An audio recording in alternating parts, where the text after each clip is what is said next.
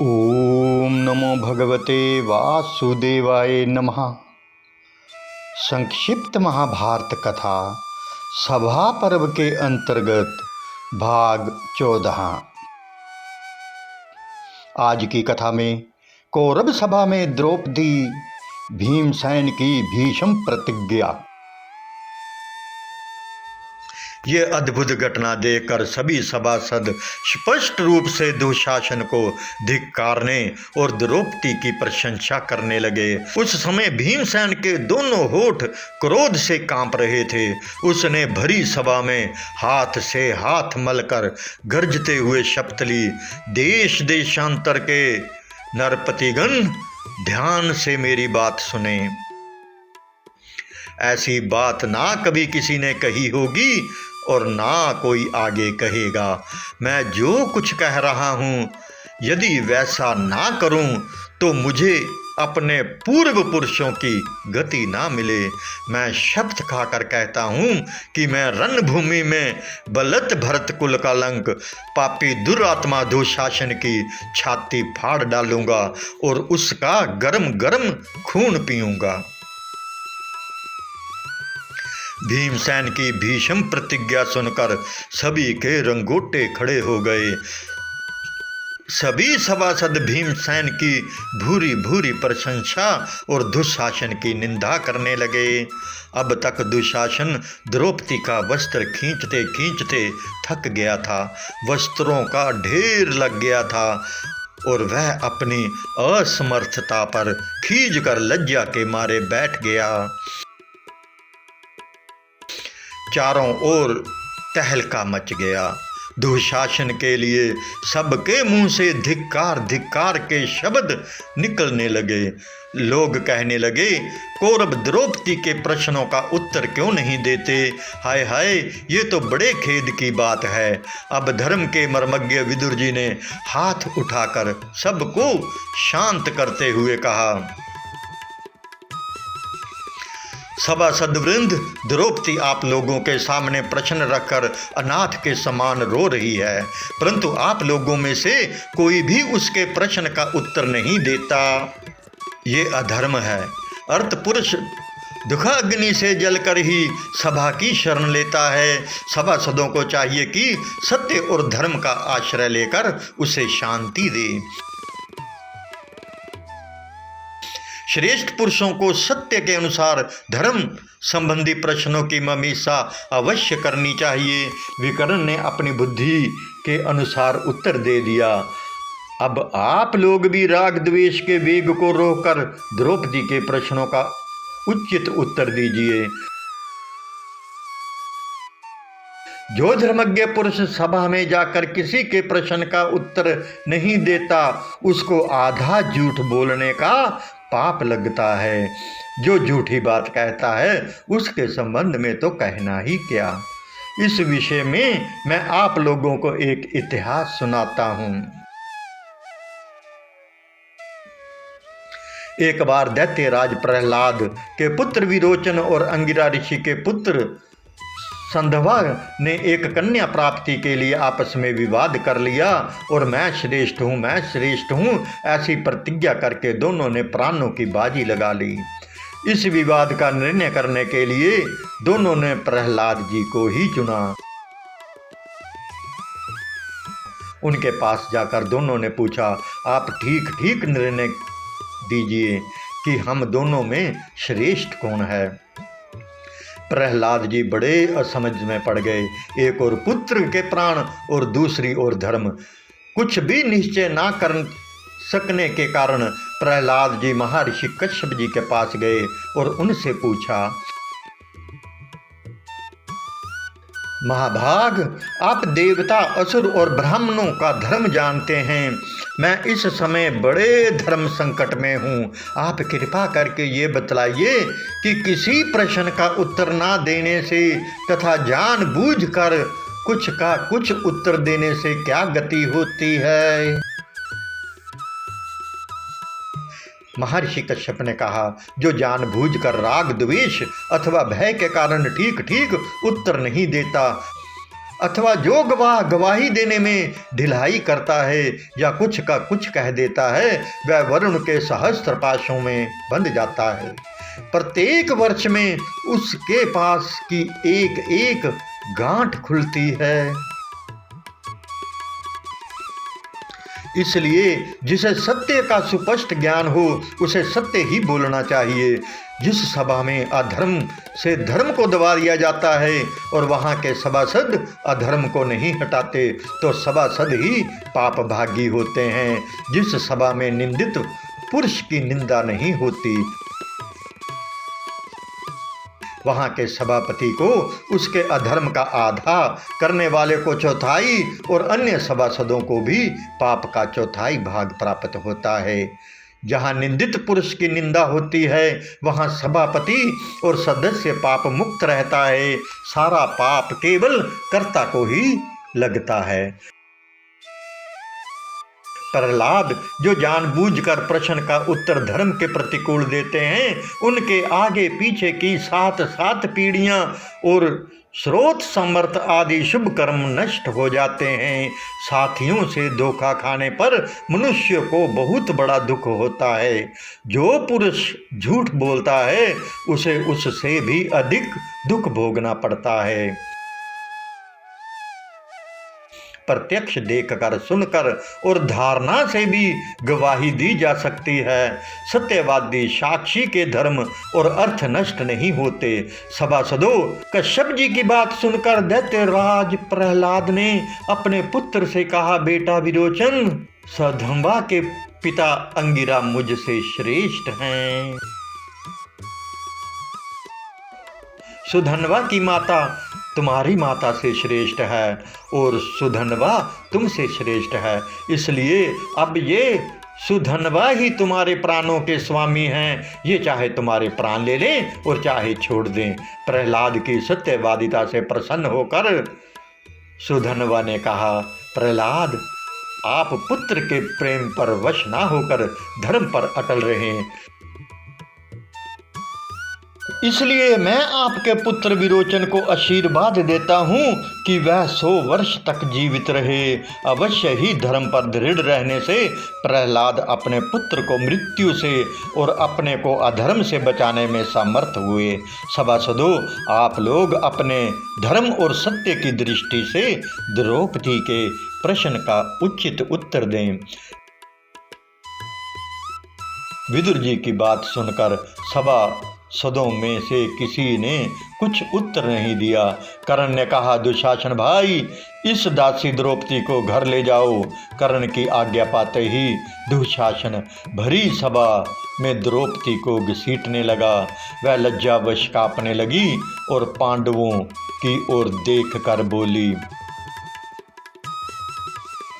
पहले जब महल में मुझे वाजू छू जाया करती तब पांडवों से सहन नहीं होता। आज ये दुरात्मा भरी सभा में मुझे घसीट रहा है, पर वे शांत भाव से बैठे सह रहे हैं। मैं कौरवों की पुत्री के समान पुत्र वधू हूँ, पर वे मुझे इस क्लेश में पड़ी देखकर चूं तक नहीं करते। यही समय का फेर है। इससे अधिक दयनीय बात और क्या होगी कि मैं आज भरी सभा में घसीटी जा रही हूँ। आज राजाओं का धर्म कहाँ गया। धर्मपरायणा स्त्री को इस प्रकार सभा में लाकर कौरवों ने अपना सनातन धर्म नष्ट किया है। मैं पांडवों की सहधर्मिणी, धृष्टद्युम्न की बहन और श्री कृष्ण की कृपा पात्र हूँ। हाय, ना जाने क्यों आज मेरी दुर्दशा की जा रही है। कौरवों, मैं धर्मराज की पत्नी और क्षत्राणी हूँ। तुम मुझे दासी बनाओ चाहे अदासी, जो कहो करूँगी। परंतु यह दुशासन कौरवों की कीर्ति में कलंक कलिमा लगाकर मुझे जो दुख दे रहा है उसे मैं नहीं सह सकती। तुम लोग मुझे जीती हुई समझते हो या नहीं, स्पष्ट बतला दो, मैं वैसा ही करूँगी। भीष्म पितामह ने कहा, कल्याणी, धर्म की गति बड़ी गहन है। बड़े बड़े विद्वान बुद्धिमान भी उसका रहस्य समझने में भूल कर जाते हैं। जो धर्म सबसे बलवान और सर्वोपरि है, वही अधर्म के उत्थान के समय दब जाता है। तुम्हारा प्रश्न बड़ा सूक्ष्म, गहन और गौरवपूर्ण है। कोई भी निश्चय पूर्वक इसका निर्णय नहीं दे सकता। इस समय कौरव लोभ और मोह के वश हो गए हैं। यह इस बात की सूचना है कि शीघ्र ही कुरुकुल का नाश हो जाएगा। तुम जिस कुल की बहू हो, उस कुल के लोग बड़े बड़े दुख सहकर भी धर्म मार्ग से नहीं डिगते। इसी से इस दुर्दशा में पड़कर भी तुम्हारा धर्म की ओर देखना इस कुल के अनुरूप ही है। धर्म के मर्मज्ञ द्रोण, कृप आदि इस समय सिर झुकाकर प्राणहीन के समान सुन बैठे हैं। मैं तो ऐसा समझता हूँ कि धर्मराज युधिष्ठिर इस प्रश्न का जैसा उत्तर दें, उसे ही प्रमाण माना जाए। तुम जीती गई या नहीं, इसको स्वयं वही कहें। सभा के सभी लोग दुर्योधन से भयभीत होने के कारण द्रौपदी की दुर्दशा और उसका करुण क्रोधन सुनकर भी उचित अनुचित कुछ नहीं बोले। दुर्योधन ने मुस्कुराकर द्रौपदी से कहा, द्रुपद की बेटी,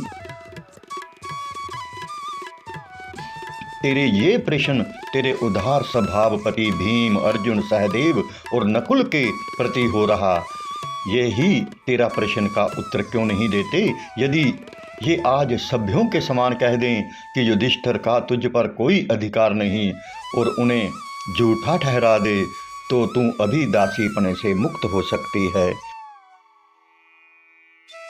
भीमसेन ने अपनी चंदन चर्चित दिव्य भुजा उठाकर कहा, सभासदों, यदि उदार शिरोमणि धर्मराज हमारे कुल के कर्ता धर्ता और सर्वस्व न होते, तो क्या हम यह अत्याचार सहन कर लेते?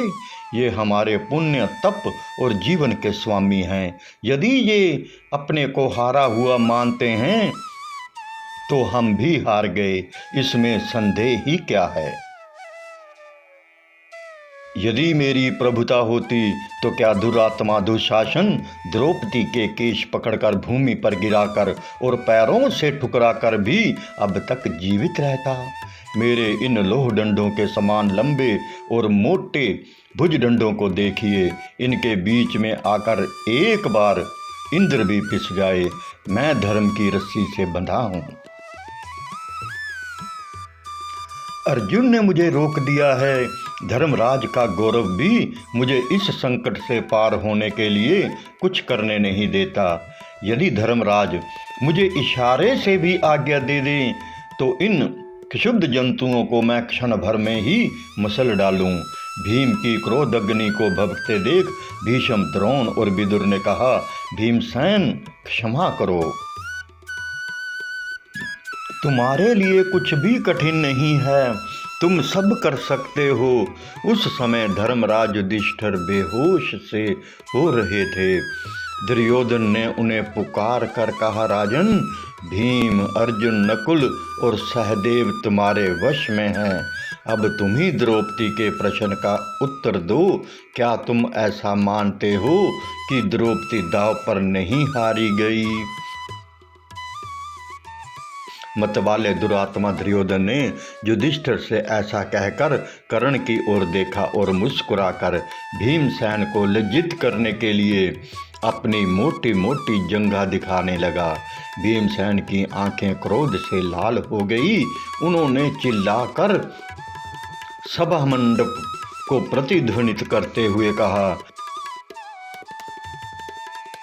भीमसेन बोले, दुर्योधन सुन, यदि महायुद्ध में तेरी यह जांघ भीमसेन ने अपनी गदा से नहीं तोड़ दी, तो यह अपने पूर्व पुरुषों के समान सद्गति ना प्राप्त करे। उस समय क्रोध से भरे भीमसेन के रोम रोम से चिंगारियां निकल रही थी। विदुर जी ने कहा, राजाओं, देखो, इस समय भीमसेन ने बड़ा भय उपस्थित कर दिया है। अवश्य ही आज का प्रसंग भरतवंश के अनर्थ का मूल है। धृतराष्ट्र कुमारों, तुम्हारा यह जुआ अन्याय से भरा है। तभी तो तुम भरी सभा में स्त्री के लिए लड़ झगड़ रहे हो। तुमने अपना सारा मंगल खो दिया। तुम्हारी मति गति खोटे कामों में ही लगी रहती है। भरी सभा में धर्म का उल्लंघन करने से सारी सभा को दोष लगता है। धर्म पर विचार करो। यदि युधिष्ठिर अपने को हारने से पहले द्रौपदी को दांव पर रखते तो वह अवश्य ही द्रौपदी को हार सकते थे। पहले अपने शरीर को हार जाने के कारण उन्हें द्रौपदी को दांव पर रखने का कोई अधिकार ही नहीं रह गया था। द्रौपदी को हमने जीत लिया, ये तुम्हारा एक स्वप्न है। शकुनी की बातों में आकर धर्म का नाश मत करो। इस प्रकार प्रश्न उत्तर हो ही रहे थे कि धृतराष्ट्र की यज्ञशाला में बहुत से गीदड़ इकट्ठे होकर हुआ हुआ करने लगे। गधे रेंकने लगे, पक्षी गण उड़ उड़ कर चिल्लाने लगे। ये भयानक कोलाहल सुनकर गंधारी डर गई। भीष्म, द्रोण, कृपाचार्य स्वस्ति स्वस्ति कहने लगे। विदुर और गंधारी घबराकर राजा धृतराष्ट्र को इसकी सूचना दी। धृतराष्ट्र ने दुर्योधन से कहा, रे दुर्विनीत, तेरा तो एक बार आगे सत्यानाश हो गया। अरे दुर्बुद्धे, तू कुरुकुल की महिला और पांडवों की राजरानी को सभा में लाकर बातें बना रहा है। धृतराष्ट्र ने कुछ सोच विचार कर द्रौपदी को समझाते हुए कहा, बहू, तुम परम पतिव्रता और मेरी पुत्र वधुओं में सर्वश्रेष्ठ हो। तुम्हारी जो इच्छा हो मुझसे मांग लो। द्रौपदी ने कहा, राजन, यदि आप मुझे वर देते हैं तो मैं ये मांगती हूँ कि धर्मात्मा सम्राट युधिष्ठिर दास्तव से मुक्त हो जाए, जिससे मेरे पुत्र प्रतिबंधक को अज्ञानवश कोई दास पुत्र न कहे। धृतराष्ट्र ने कहा, कल्याणी, तुम्हारी इच्छा पूर्ण हुई। अब तुम और वर मांगो, क्योंकि तुम एक ही वर पाने योग्य नहीं हो। द्रौपदी ने कहा, मैं दूसरा वर ये मांगती हूँ कि रथ और धनुष के साथ भीमसेन, अर्जुन, नकुल और सहदेव भी दास्तव से छूटकर स्वाधीन हो जाएं। धृतराष्ट्र ने कहा, सौभाग्यवती बहू, तुम्हारी इच्छा पूर्ण हो, परंतु इतने से ही तुम्हारा सत्कार नहीं हुआ, तुम और भी वर मांगो। द्रौपदी ने कहा, महाराज, अधिक लोभ से धर्म का नाश होता है। तीसरा वर मांगने के लिए मेरे चित्त में उत्साह नहीं है और ना तो मैं उसकी अधिकारनी हूँ। शास्त्रों के अनुसार वैश्य को एक, क्षत्रिय स्त्री को 2, क्षत्रिय को 3 और ब्राह्मण को 100 वर लेने का अधिकार है। इस समय मेरे पति दास्ता के दलदल में फंसकर भी छूट गए हैं। अब वह स्वयं सत्कर्म से शुभ पदार्थ प्राप्त कर लेंगे। द्रौपदी की बुद्धिमानी देखकर कर्ण उसकी प्रशंसा करने लगा। भीमसेन ने युधिष्ठिर से कहा, राजेंद्र, मैं अपने शत्रुओं को यहीं या यहाँ से निकलते ही मार डालूंगा। उस समय क्रोध के मारे भीमसेन का रोम रोम आग उगल रहा था, भौहें चढ़ रही थी और मुख विकट हो गया था। युधिष्ठिर ने भीमसेन को शांत किया। अब वे अपने ताऊ धृतराष्ट्र के पास गए। युधिष्ठिर ने कहा, महाराज, आज्ञा कीजिए, अब हम क्या करें? आप हमारे मालिक हैं, हम तो चिरकाल तक आपकी आज्ञा में रहना चाहते हैं। धृतराष्ट्र ने कहा, अजात शत्रु युधिष्ठिर, तुम्हारा कल्याण हो, आनंद से रहो। तुम अपना सब धन लेकर लौट जाओ और अपने राज्य का पालन करो। बस मुझ बूढ़े की यही आज्ञा है। मेरी बात तुम्हारे हित और मंगल के लिए है। युधिष्ठिर, तुम बुद्धिमान, धर्मज्ञ, विनम्र और वृद्धों के सेवक हो। बुद्धि और क्षमा का मेल है, तुम क्षमा करो। उत्तम पुरुष किसी से वैर नहीं करते। दोषों की ओर ना देखकर गुणों की ओर देखते हैं और विरोध को तो किसी से करते ही नहीं। सत्पुरुषों की दृष्टि सत्कर्मों की ओर ही रहती है। कोई वैर विरोध करता है तो वह उसे भूल जाते हैं, शत्रु की भी भलाई करते हैं और बदला लेने का उद्योग नहीं करते। नीच पुरुष साधारण बातचीत में भी कड़वी बात करते हैं और मध्यम श्रेणी के पुरुष कठोर वचन सुनकर कठोर वाणी का प्रयोग करते हैं। उत्तम पुरुष किसी भी स्थिति में कठोर वचन का प्रयोग नहीं करते। सत्पुरुष बुरी से बुरी स्थिति में भी मर्यादा का उल्लंघन नहीं करते। उनको देखकर सब लोग प्रसन्न हो जाते हैं। इस समय तुमने बड़े ही सौजन्य का व्यवहार किया है। सो भैया, अब तुम मुझ बूढ़े ताऊ धृतराष्ट्र और माता गंधारी की ओर देखकर दुर्योधन का दुर्व्यवहार भूल जाओ। अपने बूढ़े और अंधे ताऊ को देखो। मैंने पहले तो जुए का निषेध ही किया था, फिर मित्रों से मिलने जुलने और पुत्रों का भला बल देखने के लिए इसकी आज्ञा दी। तुम्हारे जैसा शासक और विदुर जैसा मंत्री पाकर कुरुवंश धन्य हो गया है। तुम में धर्म है, अर्जुन में धीरता है, भीमसेन में पराक्रम है, नकुल और सहदेव में विशुद्ध गुरु सेवा का भाव है।